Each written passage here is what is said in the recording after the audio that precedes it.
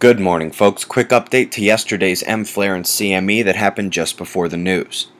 We were able to show the flash of X-ray radiation but had no SOHO updates or Enlil spirals.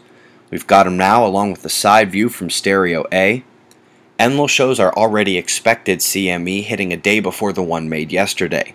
Neither will do damage, but they may spark magnetic instability. This has been a watch of oddity. First, the Caribbean four-pointers are noteworthy uptick precursors, but we also had a four-pointer in Hungary. That's another rare but not massive quake. Going back 113 years, we see only a handful of such quakes in Hungary, so even though this watch has seen only two 6-pointers, we've had quakes that won't count for this watch in Hungary, the North Atlantic, and Hawaii that are all less common than 8-pointers. Perhaps such rarity should be factored in the future. Couple developments around the world. Dust and particles are set to bring blood rain and a host of other precipitory phenomena. Good historical perspective in the linked article. This is infuriating. The man in charge was forced to admit cesium contamination of the water 2 days ago, and yesterday had to release information about cracks in the water storage tanks. Sushi glow sticks, Brody. Ain't that a bee? There are no buoys in event mode, but a bunch are shut off as often happens. No indications of anomalous readings.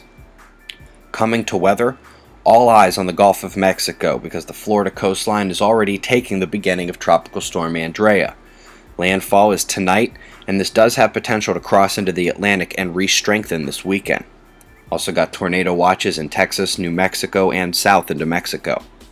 The rain northwest here will cease as moisture is building east of Australia, New Zealand up next. The rivers are cresting in flood-stricken Europe as thunderstorm warnings do rattle north as far as Finland. Yet another gamma ray burst last night, this out of celestial south. Looking at the asolar wind, you will notice a ramp of speed and density. And the fact that this minor variation occurred within the speedy coronal hole stream, the likely culprit is the northern coronal hole stream, which faced us a few days earlier. A ramp is having minor disturbance with plasma penetration returning and a build-back of the baseline inductions. Good news is a proton wave is bad for electron storms. Stand down, soldier. FYI, if this looks weird, it is because yesterday afternoon they thought it would be fun to switch the colors on us. I think we'll manage. Flaring is about as fickle as it gets. Despite the cresting delta, my eyes are fixed on the new active region popping up on the north. Unfortunately, he actually looked stronger last night, but he's maintaining beta polarity and still young. Last 48 hours of direct magnetic influence before the umbral field opening turns, and we await the solar wind stream from it. Shots of our star to close, eyes open. No fear, it's 6:40 a.m. Eastern Time, and that's the news.